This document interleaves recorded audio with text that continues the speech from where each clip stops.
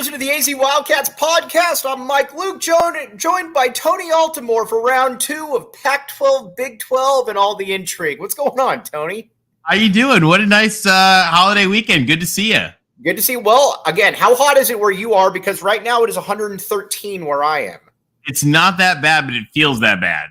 All right. Tony, real quick, before we get started, give people a little bit of your background. I didn't do a good enough job this last time. You know, what has molded the mind of Tony Altimore before we get started? Sure. So I do consulting work, primarily in the corporate space. I do also some higher ed stuff. I do a lot of pro bono higher ed work as well. But like I said, mostly do stuff in the corporate space. A background in a range of consulting firms, as well as a number of years with the Central Intelligence Agency. So I kind of a diverse background. I did my MBA at the Wharton School at Penn, and I'm a USC undergrad, where I got to know lots of awesome Arizona Wildcats. All right. So Tony, do you back the A? Is it fair to say you back the A? I back the A. That's what we like to hear. I have been on Team Jed Fish for a while. Well, you know what? There were a lot of people that weren't, including me, but he quickly won me over. So he's awesome, and he's one of those guys where he's great regardless, and so because he's awesome, I really hope that it works out. Right, for sure. All right, the conference needs it. For sure. So let's talk about the conference then. Tony Altimore, Pac-12 proponent. I like that as the that's fair. I also, by the way, host with the Voice of College Football team on YouTube. We host during the season we host a Pac-12 chat show, and then I help co-host the USC post games. Awesome. Very cool. Very cool. Will you keep doing that? We'd love to have more Arizona fans. Will you keep doing that when they go to the Big Ten? We haven't figured out exactly what we're going to do. Maybe we joked maybe we'll call it the Bi-Coastal Podcast. Right. Who knows? Sure. All right, Tony. So let's get to it. Why is there no Pac-12 deal yet? So there's good questions on that. I don't like to speculate. I know one of the things that I was told. And I haven't seen documents. I don't like to repeat rumors if I don't know for sure. Right. But I've heard from multiple schools. Again, I'm telling you what I was told. I'm not. Tony Altimore said. You're good. This is what I was told. Was that they basically had it done, they thought, in February or March, and the president sent them back to rework. This is my personal opinion. I don't believe they really got going on this whole thing until after the UCLA thing was settled. Now they'll tell you they did, and I've been told by people at schools, "Oh no, of course they did." But it reminds me of like if you tell your kid to clean their room, and you go in there and like after 3 hours of them cleaning, like nothing has been done. I feel like that's sort of how this whole thing went until the UCLA thing was settled. Well, let me ask you this. With the UCLA thing, I don't know anybody, though, that thought that they could actually really stop UCLA or that UCLA was returning. And I agree with you. So why was that even a philosophy, or why was that even a theory? Because I don't know anybody on either side that thought they were stopping UCLA. That is a good question. Now, again, so if I will give you my explanation of it, not my opinion. No, I got you for sure. My opinion is that it was dead the minute they did it. Because there's a couple of things actually that happened with that nobody ever talks about. The first one is, remember, the president of the University of California was in on it. Right. The president of the University of California, who was previously the president of Ohio State before he came to be president of the University of California, was in on it and stabbed Berkeley in the back. The other thing is that the key UC regents, but apparently not the chairman, but a lot of the key and most influential regents were also in on it. Mm-hmm. So when you hear about, the UC, I was told it was never in doubt. So I don't know why they thought they could convince UCLA. I don't know if that was a Cal thing. One of my suspicions, this is a suspicion, this is not fact. You have to be very careful because John Canzano made some jokes the other day on a podcast, and people went crazy about it. We like you, Tony. Don't worry about it. Thank you. No, but one of my suspicions is I think Stanford tried to sabotage UCLA. Okay. I think they turned this is just my suspicion. I think Stanford very much wanted UCLA to get screwed over by their own regents, so Stanford could say, "We'll take that invitation. Thank you very much." I think what's confusing, though, for so many people, though, is when you look at the comments, though, that have happened from, and again, I like what you're saying. We're not going to engage in speculation, so I got you on that. But you look at, from Kurt Schultz. Which would be fun, but I can't speculate any better than anybody else. For sure. No, I got you. So you got Schultz, Washington State, obviously. He said by mid-March that they thought there would be a deal done or at least something in principle. Ray Anderson, 223. Next couple, 3 weeks. Robbins, next couple weeks. Deadline of 4/15. And you can just keep going on and on down the list. They keep putting these numbers out there or these dates out there, and it's confusing everybody because I don't know that they keep doing it. They, like I said, I was told they had it basically locked up, and then they sent it for rework. Okay. And my impression would be, again, it could be wrong, is that you guys and a couple others wanted more regular TV. Right. One of the things that I've heard. Again, I'm not in the room. I'm not reporting that. I'm just that was one of the things that I heard on that. So they sent it for rework. I'll tell you where I think they have really failed here, and that is in the communications end and the taking a meaningful step that conveys the communications end. So one of the things that, because we could talk for hours and hours about like the business end of it and the contracting end of it and the legal end of it. And one of the things, for example, that I think is a huge issue for the Pac-12, and this is just my personal belief here, is that I think they are so scarred from the Larry Scott era that they are not going to do anything on faith. They're not going to just add San Diego State and, damn the torpedoes, we'll figure it out later. But do you blame them for that, though? This is why I said Larry Scott was a torpedo to the entire torpedo to the whole conference, 100%. Right. So, that's the thing that I think where they are sort of scarred in that. And they are also, these are people who are not used to being told no, and they're people who have their own way. And so when they say, we're going to do it in X path, they do it in X path, and they make it very clear you will not stand up to us. And also, when we think about like the Pac-12 presidents right now, like let's just think about right now.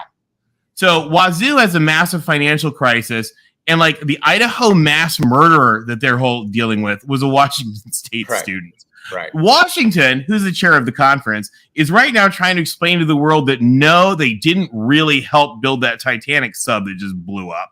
Right. Stanford, who's also on the board, how is he still employed right now? That's a really good question. A kid just won a Polk Award over. Cal, huge mess, but they're also really busy like solving cold fusion. So, there's all the different types of things going on that I don't think this bothers the leadership nearly as much as it bothers the fans. But what I think they needed to do, and I've said this repeatedly, is they need to take a concrete step of some sort that says to the world, the baloney is over. I'll give you an example of something they could do. And I'm not a contract attorney, but you could have some kind of a contingent contract grant of rights that they all jump in on that does something that would just end the baloney. And part of the issue though is there's never been in the modern history of college football a weirdly like salivating predatory conference that like wants your pieces, like the Big Ten, like we have now. No, because the Big Ten, the Big Ten's the only one that's poached anyone, Tony. The Big Ten didn't poach. My beloved alma mater walked out the door, which is, by the way, the exact same thing they did in 1957 when they left the Pacific Coast Conference. Is they walked out the door. Let me ask you this. What about the Pac-12 leadership, though, inspires? Because you believe that there's going to be a deal that gets done. What about the leadership of this conference, though? Past, present, what's gone on now? What leads you to believe, though, that they are going to get a deal done? Well, when you look at past, you've got like 4 different eras.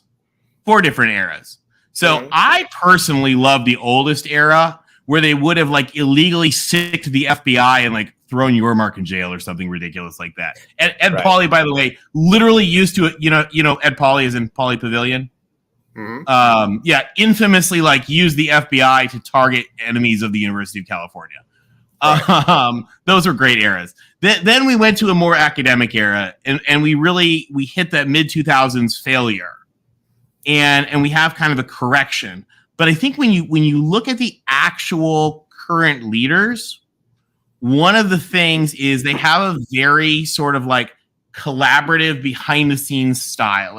If you look at Annamari Cauchi, who's the president of Washington, versus her predecessor, President Young, who was a very out there, loud kind of cheerleading person. She's a great leader. She's brilliant. She's doing amazing stuff at the school, but she does not want to be on camera. The Stanford president is hiding from the media, understandably so. And so let me ask you this, Tony. Do these people that we're talking about, do they care about sports? Do they actually, or is it just something where it's kind of there? And again, Bobby Robbins cares about sports. He's a front row at every single game. But I've never got the impression that Michael Crow at ASU really cares about sports. I could be wrong, but when Bobby Hurley is complaining about that they need a new arena and a new facilities, which they do, and he says, well, that's just good. How many of these people truly care about their sport product? And again, how many of them are strictly on the academic front there? No, I can't answer that on Arizona State. But overall, though, not specifically, just overall. What do you think? When I think of them, they've all at least come to care about sports. If you look at the changes that have happened, for example, obviously Kirk Schultz was chair of the NCAA, right? Which is, by the way, one of the reasons that they defer to him to talk a lot of times is as former chair of the NCAA, he's the best one to talk. And also, Stanford can't answer questions to the media because that's just going to be really ugly for him right now. Washington tries to stay out of it. But look at the changes that Washington has made. Look at the investments they've made. I'll give you another example. Look at, for as much as we beat up on them, and I love to tease Cal, right? I'm a Trojan. Right. We love to tease Cal. They have really tried to do everything you need to do to follow the recipe to get good again. They've invested in the facilities. They're pumping money into the sports. They're winning that. If it's in the pool, on a boat, they're winning national championships like crazy. They just have an awful basketball team and a bad football team that they're trying to fix. So we say, oh, they don't care about sports. Well, the president of the University of California was from Ohio State, and the chancellor is pumping just recently started pumping $30 million a year into the department. Rebuilt all the facilities to the tune of however many hundreds of millions of dollars they spent. So, I think that in general they do. Colorado is the one, interestingly, that was so bad for so long. And Colorado actually has the smallest athletic department overall. They have very few team sports compared to you guys. Look at your athletic department. The stuff that you guys have done with facilities, all of your different sports. And see, that's why I feel very comfortable with whatever Arizona decides is the right decision, because I'm going to disagree with you here a little bit. I do believe that there is a contingent of people in the Pac-12, and Michael Crow, again, I don't want to keep beating him up and whatnot. And this is me speaking, not you speaking. So he's the Larry. He was the Larry Scott cheerleader. That's what I'm saying, though. So when you've got guys in this conference that were the biggest Larry Scott cheerleaders in the world, like a Crow. And, when Bobby Hurley, like I said, is very upfront. If you've been to, Tony, you've been to good arenas. If you go to ASU, and again, this isn't me beating up on ASU, although I like it, the facilities are just so fun. The facilities are just. Can we just someday have a just beat up on UCLA show, like Arizona State? We're going to get to UCLA. Let's get a bunch of people. We're going to get to UCLA. We're going to trust me. We're going to get to UCLA on this. My favorite sport. We're not going to have to wait for that one. But that's where I think so many people are skeptical, is when you have presidents that seemingly don't care about sports and seemingly go on record saying that, our facilities are fine. Whenever anybody with an eye says that doesn't happen in a place like the SEC, I guess is my point. In that from a fan's perspective, and we're going to get to academics, because I agree with you on your academic parts right there, and we'll get to that. But from a sports aspect, none of these presidents most of these presidents have not shown past or at least somewhat in the present, that they really care about athletics in the way that some of these other schools or these other. So one of the things that we've seen in the history of the conference is that they tend to fall asleep a little bit and need to be shaken awake. Right. So and we should do a whole thing sometime, like explain to your folks like what went down before you guys came. Like what went down in the creation of the PAC. By the way, the PAC was not founded in 1915. That's literally a lie. It was founded in 1959, and they were so mad at each other that then about 10 years later they forgave each other, and they decided to just pretend that the Pacific Coast. Yeah, well, they decided to pretend that the Pacific Coast Conference was them the whole time, which is like if the U.S. pretended we were founded by William the Conqueror. Like, absolutely not true. Right. Yeah. They put the Real Housewives to shame. But what happened then in the 50s? What happened again in the 70s? What happened, I think, a little bit in the 90s, and what happened again in the late 2010s is they sort of had to get shaken away. I mean, if we think about Larry Scott and the Pac-12 network, now, bear in mind, I am not a Larry Scott defender. I have photoshopped Larry Scott's face into that scene of Game of Thrones where Jon Snow. We give you credit on this.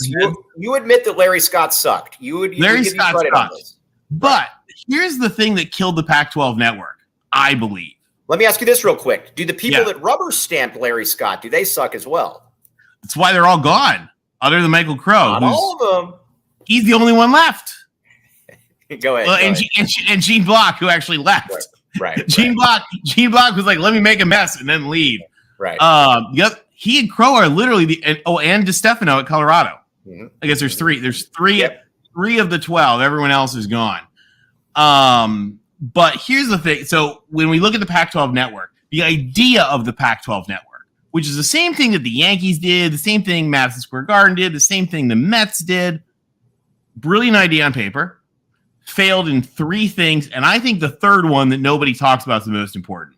The first thing that failed, as everybody knows, the distribution, DirecTV, yada, yada. I don't think that's actually as important.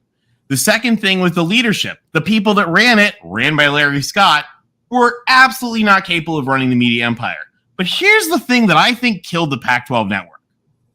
And I've got some interesting data we should look at and talk about sometime. But what killed the Pac-12 network is the fact that during the decade or so of the Pac-12 network, all of the major brands in the major cities sucked. You guys sucked. Colorado sucked. Arizona State sucked. USC sucked. UCLA sucked. Cal sucked. Washington sucked.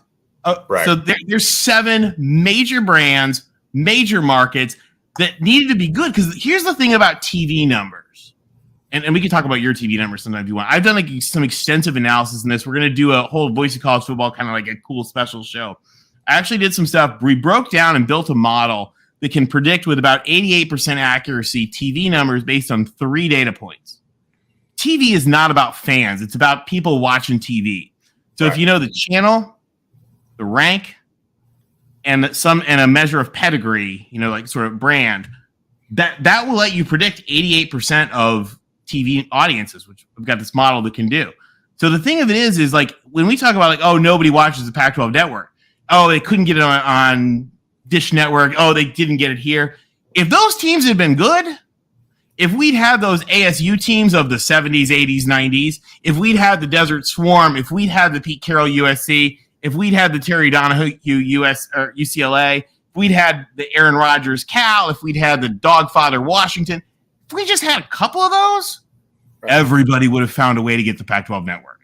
All right. So relevancy is the key thing. All right, let's talk about that. First, we bombed that, by the way. We as a conference, and my boys in red and gold bombed that as well. By the way, we got Clint Moses is in here. Oregon State fans and Washington State fans love Tony Altimore. They love some Tony Altimore. We're going to talk about that. Hey, we love Wazoo and the Beavs. We're going to get to them in just a second here, but first, and then we're going to get to Tony's best friend Brett Yormark here, because we're going to. I think he's doing a great job.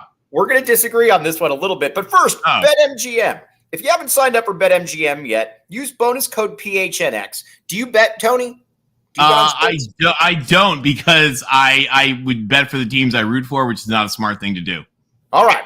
But if Tony were to bet, he should go to BetMGM. There's a few different offers depending on where you live. But for our Arizona audience, place your first bet offer and receive up to $1,000 in bonus bets if it loses with BetMGM. Again, make sure you use bonus code PHNX. Check out all the show notes for details. Let's hear Shane with the disclaimer. 21 plus to wager. Visit BetMGM.com for terms and conditions. U.S. promotional offers not available in Washington, D.C., Mississippi, Nevada, New York, and Ontario. Gambling problem? Call 1-800-GAMBLER. Colorado, D.C., Illinois, Indiana, Louisiana, Maryland, Mississippi, New Jersey, Ohio, Pennsylvania, Tennessee, Virginia, West Virginia, Wyoming. Call 877-8-HOPE-NY or text HOPE-NY 467-369, New York. Call 1-800-NEXT-STEP, Arizona. 1-800-522-4700, Kansas, Nevada. 1-800-327-5050, Massachusetts. 1-800-BETS-OFF, Iowa. 1-800-270-7117 for confidential help, Michigan. All right, one last one. Tony, have you been to Circle K lately? Have you ever been to Circle K? I have not. Is that an Arizona thing? It's a West Coast thing, Tony. There's no excuse for you not to have been to Circle K. We got to get Tony to Circle K. Oh, I got to go to the Circle K. Right. Make sure you're not missing out. Is it like Wawa? No, it's fantastic. It's the best convenience store out there by a mile. Cheapest gas, by the way. Right now, text PHNX to 31310 to join their SMS subscriber club and get a buy one, get one free offer on a 32-ounce Polar Pop. Head to CircleK.com/store locator to find a Circle K near you. All right. We're going to talk SDSU here in a second because the questions are coming in hot and heavy. But I like Brett Yormark, and here's why I like Brett Yormark.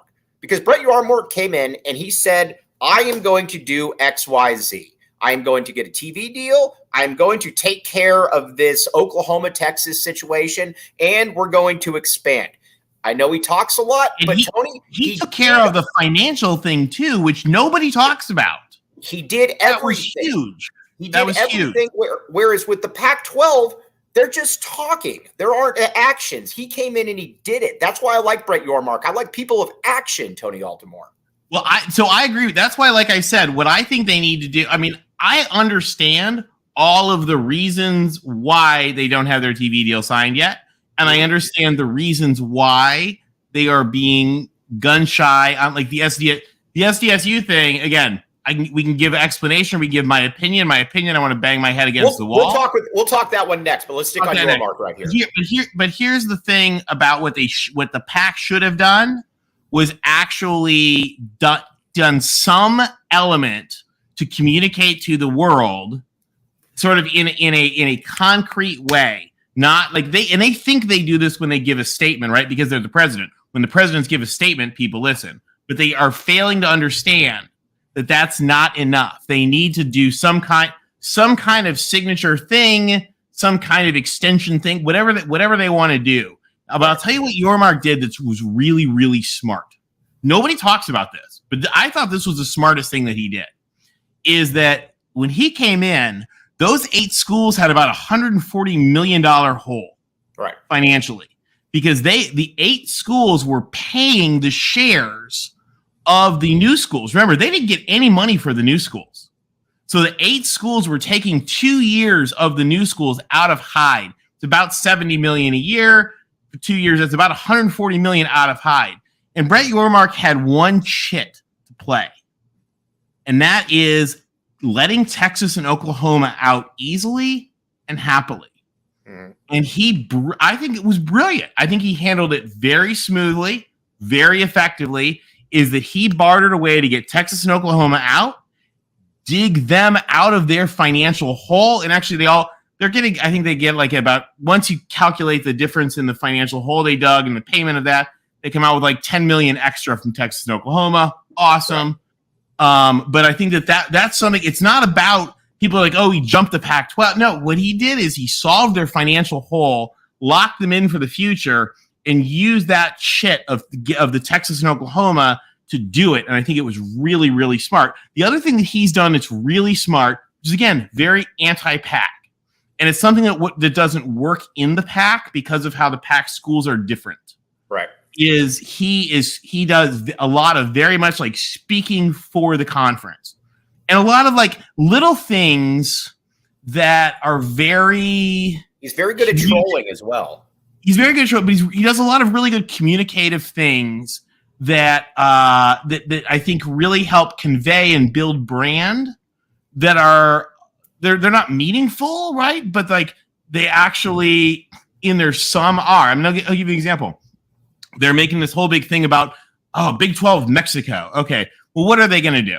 Right? They're going to play a bowl game in Monterey, which is, by the way, way better than playing a bowl game in a rainy baseball stadium in Boston. Right. And they're going to have like a basketball game there. Okay. Whoop-de-doo. Big deal. But what they've done is they've done the opposite of Pac-12, who thinks that the NSA is a model of communications.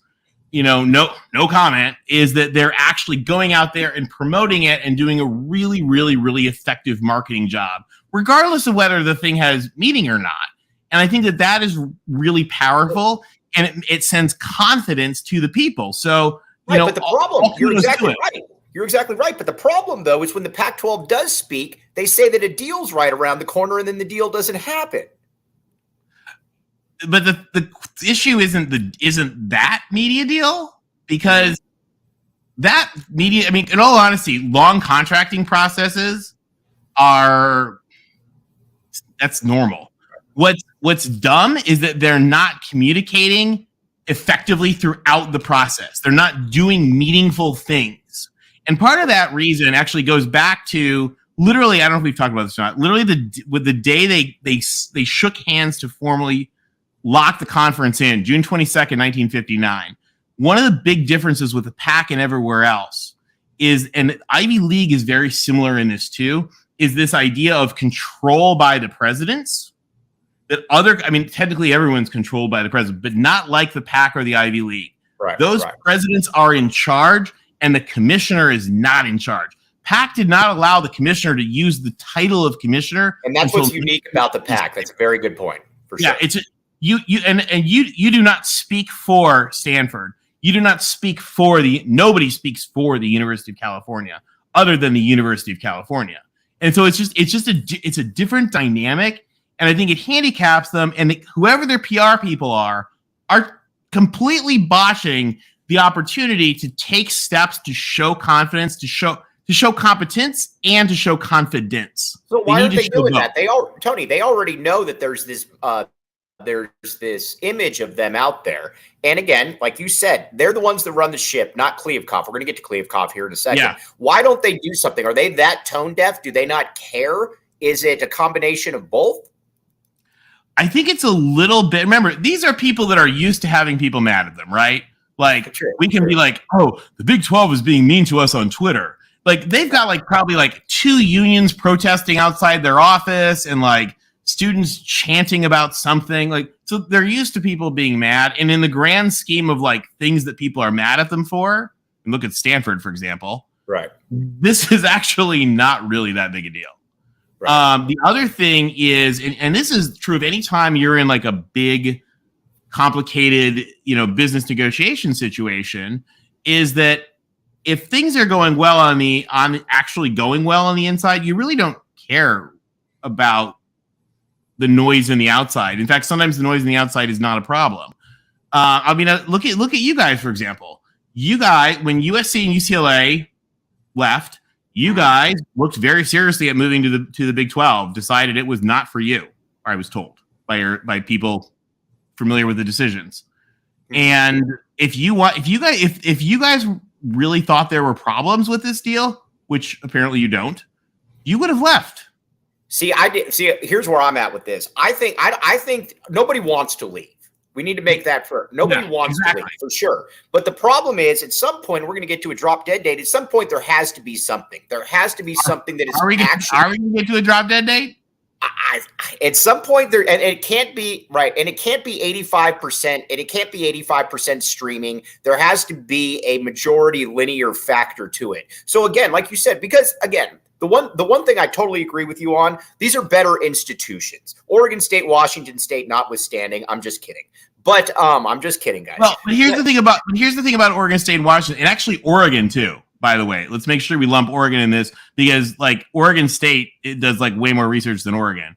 Mm-hmm. Is that their strategic goals in alignment of who they want to be is very aligned with the Pac schools. I mean, right. Oregon's best friend, who by the way has bailed them out academically repeatedly over history, is Stanford. Sure. Oregon and Stanford, when pressure comes to Oregon, Stanford's usually there to bail them out. historically. So that there are some really funny examples of that. But like you said, I mean, these are better academic institutions. But the thing, though, that I think terrifies Arizona fans is that getting stuck either in a conference with no visibility because it's all relegated to streaming. Again, I know streaming is the wave of the future. Streaming is not here yet as a majority. You know why you have no visibility? What's that? You know why nobody sees your games? Huh. Yeah, remember, I am Team Jed Fish. I know. Nobody sees your game because your teams have been awful. No, but I'm talking more so. I'm talking about just that's very true. But when you win games, people will see your games. But as far as though a Pac-12 deal, though, if it's all because I don't know where it comes from. Let's talk about that now. Where is the linear component going to come in? Is it going to? I mean, who is going to be the one that takes that? So I've heard people tell me that probably know who they think it is. But I don't want to speculate and name because people will say, "Oh, Tony said blah blah blah." No, you're speculating, Tony. We're having fun. Nobody's holding you to it. If I was going to guess, I would guess that it's going to be ESPN and somebody else will like each take a game a week or something like that. But again, that's I don't make that prediction. I don't. You're just guessing. I'm not sure. That would just be my guess.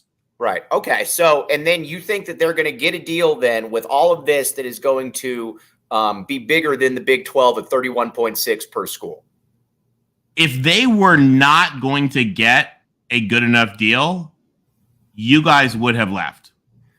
See, I think with Arizona, again, like you said, nobody wants to leave, but I think they know. I mean, let's be honest. They know what's going on. They know a lot more than what's going on than what they want to say. Because one of the things that you notice is they use really funny wording. Mm-hmm. They keep talking about, well, we haven't been presented with the final blah, blah, blah. They use a funky wording that tells us that they know exactly what's going on. In government speak, they know exactly what's going on. Right. And again, if there were serious problems, and I think that because remember the 3-person board is Wazoo, UW, Stanford. I believe the people that told me again, and I say believe. I just you're good. They seem to be. Tony, stop qualifying everything. Just give it an opinion. Nobody's holding you to this. Yeah. So the people in your chat will. You can always preface it by saying this is what Mike just said. There we go. I believe that they came in February or whatever thinking they were done, and they got sent back to the drawing board, probably to get more TV stuff. So when's the deal then? When's the deal then? When would you just guess? And again, we're not holding you to it. It's just a projection. Yeah. So I would guess before the season. I would hope. Let's all say a prayer before media days because I think it is. Again, I think it's stupid that they've let it. You know my opinion. I think it's beyond stupid that they have let the question of existential future go. I mean, the truth is, let's be honest. The truth is the money is not important. The deal is not important. What channel it's on is not really that important. What's important is, are they locked in for the future? That's really the existential question. But you do understand, though, why no other conference is going with the majority streaming concept at this point. You do understand why the linear angle is so important to this point for the next 3 to 5 years. Well, actually, the Big 12 is a ton of streaming on ESPN Plus. True. But the good games, though, streaming on ESPN Plus. Yes, but the big games, you're going to be able to count on those ones being on ESPN and Fox. Well, so here's the thing that I always tell people is, are you that worried about people seeing? Are you that worried about my uncle who coughs a lot and stays up at night being able to see the game? So you should just put it on PBS for free, or are you trying to get money here? Because I've seen your school's sports financials. You guys need money. Mm-hmm. For sure. I've seen your sports financials. You guys need money. Your problem is not that people don't watch your games because you lose. People don't watch your games because you turn into a pumpkin in March. You guys need, and by the way, I love you guys. You've cost me a fortune by turning into a pumpkin in March because I always pick you in my pools to go to the Final Four and you don't. But there's a stability factor in play, though, with the Big 12 that the Pac-12 doesn't have right now. Again, they might get it, but I know for a fact you talked about being locked in. If you're in the Big 12, locked in. But remember, they also have a stability factor because absolutely no one wants any of those teams other than maybe the Pac would take Kansas. Right, but they're still getting paid. They're still getting paid the $32 million per, and they're still there's still it's still a lot of stuff on ESPN Plus, which I'm okay with. But Right. like they pretend that they're not. And by the way, the other thing is if you actually look at the stuff, we haven't gone over. We should go over the TV numbers sometime. I can show you. If you look at the whether it's on whatever expanded, ESPN, the Ocho that you might end up on, right. Nobody watches that. So Right. it's not people are like, oh, exposure. No. If you're not on and this is actually an issue for the Pac, is if you're not on one of the big 5 channels, the 4 networks or ESPN, nobody watches you really, other than a core base of fans. So when you actually look at the networks, the actual data by network, it doesn't. If we're on ESPNU, I guess there's a very small subset of fans that for whatever reason are paying for expanded cable, but maybe refuse to pay for Apple or Amazon or whatever. And for them, I guess the opportunity to be on ESPNU would be better. If you could add any two, well, let me ask you this first. Yeah. If Brett Yormark was and again, we talked about how it's different. If Brett Yormark was running the Pac-12, would there have a deal have been done? Maybe there would have been an action done. I think he would have actually. If Brett Yormark was running the Pac-12, he would have slit his wrists in a bathtub of frustration. Because his style of leadership does not jive with their style of management. His style of getting things done. Well, what I think he would have done is, and this I think is a failure. Like I said, the failure of the Pac is not about whether you signed the contract or not. Right. The failure of the Pac is whether or not you you haven't yet taken a concrete action to lock in, this is the future, and here's something to prove that we are moving to that direction. And I think the bomb with the failure, now they told us with SDSU that they weren't going to have that done by the 30th. We hoped, as fans, that they would surprise us. And they did not. Initially, everybody thought that this was going to happen. And then within the last 2 to 3 weeks, it started looking like this wouldn't happen. Is San Diego State then basically looking and saying, all right, we're going to table this then for a year because we need to have some form of stability here in the Mountain West Conference as opposed to jump into a conference that we don't know exactly what's going to go on? Is that what happened right now? I don't know. I don't know the timing of it. Right. And so I want to kind of defer to the timing. My guess would be based on their letter that we'll see something in the month of July because San Diego State asked for a 30-day extension. Right. I'll tell you another thing, and this is not again. I think it's boneheaded that they did not take the steps they need to take to make the announcement for San Diego State because I think it would have given them a win that they need. It would have been a concrete piece, and I think it was absolutely moronically boneheaded that they chose not to do that. Again, I understand why they didn't do it. I just think it was a bad decision not to.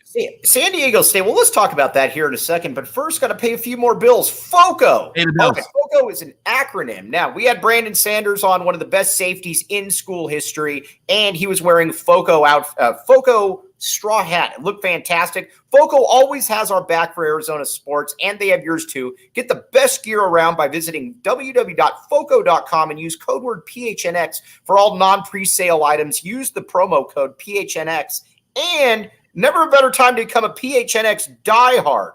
Now, become a diehard today. Check out phnxlocker.com to grab your membership to receive exclusive content, discounts on all events and merch, and access to the Discord chats. Absolutely fantastic stuff. Check it out. Become a PHNX diehard.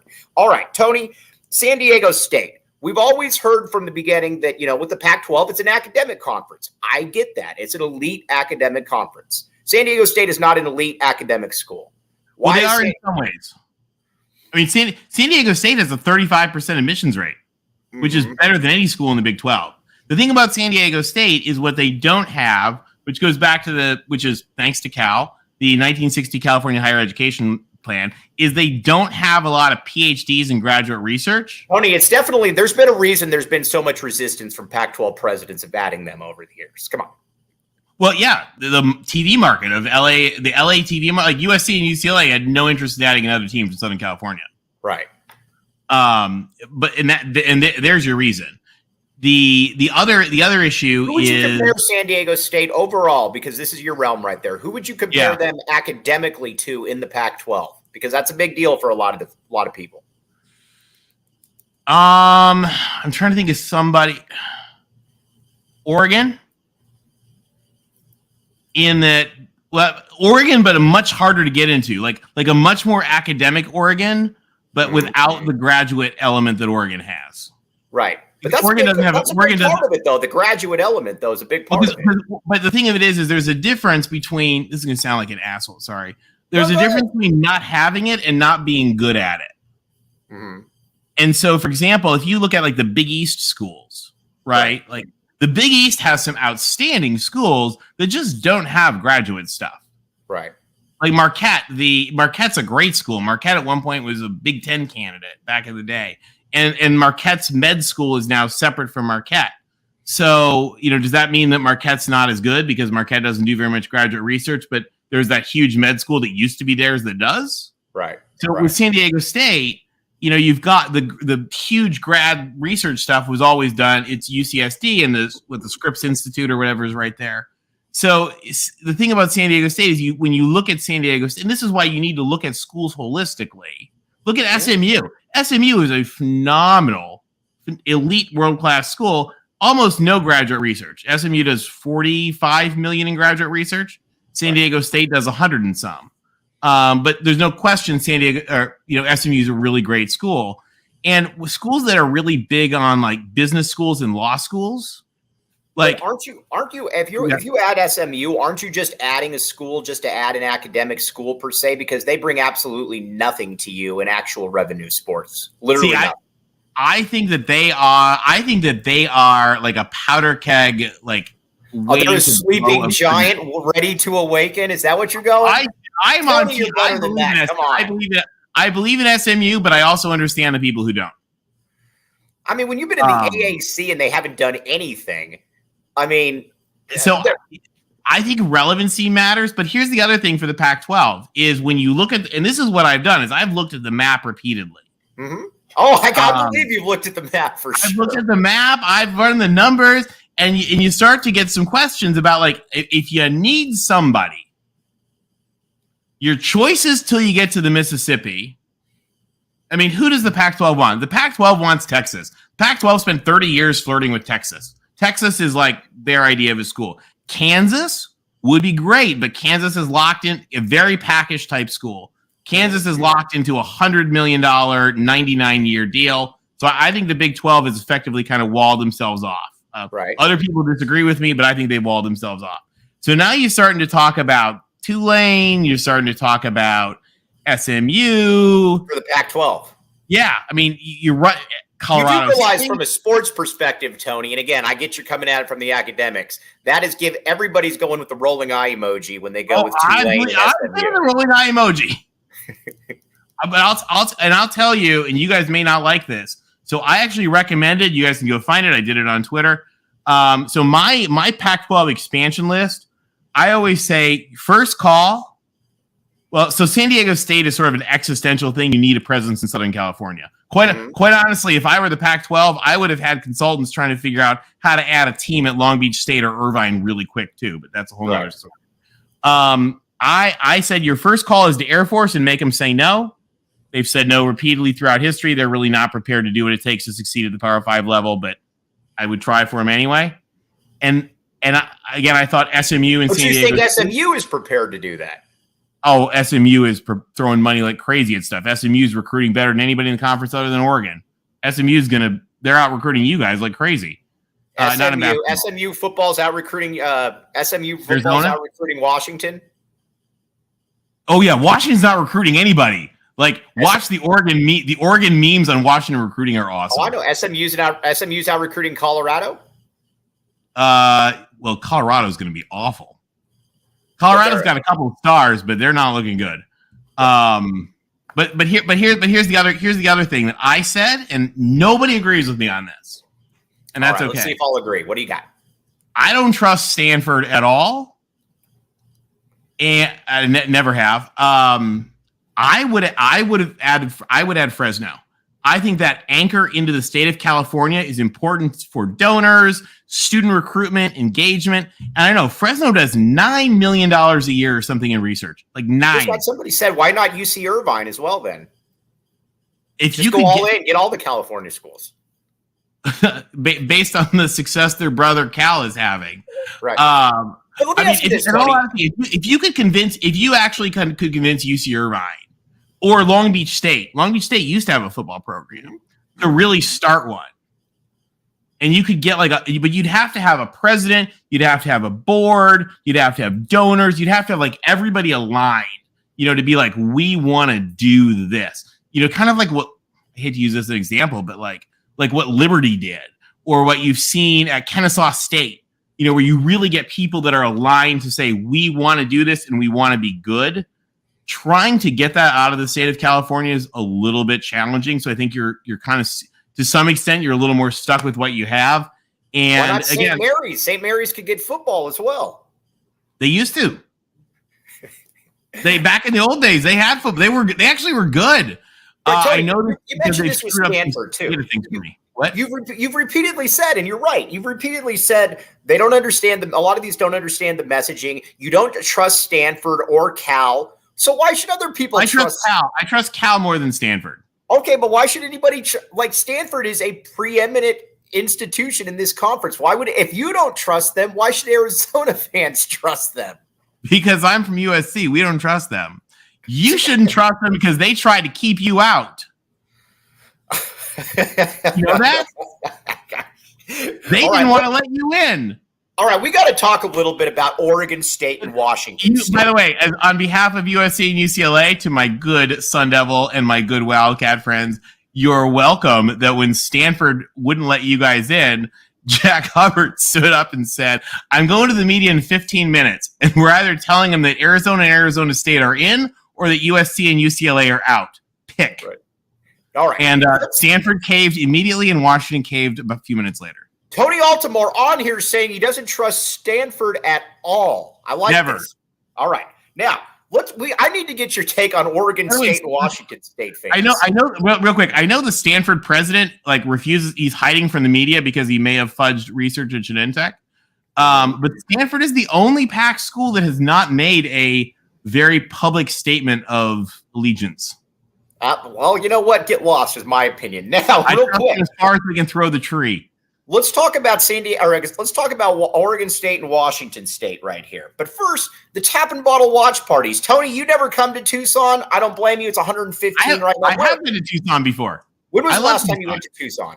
It's been a while. It's like mid-2000s. All right. Well, you know what, Tony? This is the time of the year, Tony. Where are you right now? In California? No, right now I'm actually in Florida.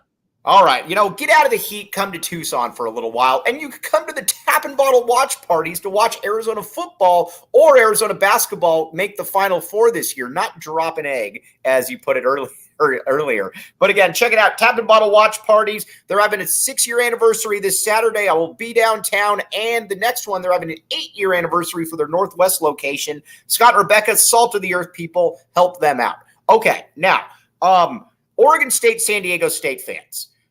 They're very, very committed to the Pac-12. Maybe more committed than even Tony Altimore. I'm sure they are. Is the reason, though, that they're committed is because, unlike some of the other schools, they would end up in the Mountain West if everything were to implode. Well, first of all, they wouldn't end up in the Mountain West. Where would they end up? If the craziest of the Big 12 fans got what they dreamed of, right? Like, let's say the Big Ten said, we're going to take a bunch of teams, which the Big Ten is not doing. Right. And then the Big 12 said, we'll take a bunch of teams, which we know that they're not going to succeed with. Right. So let's pretend that nuclear scenario happened. The Pac-12 would do exactly what the Big 12 has done. And that is refill as necessary with upgrading other teams. Because remember, the Pac-12 is an NCAA designated autonomy conference. The whole Power 5, the power is actually kind of a fake word. The real word is autonomy.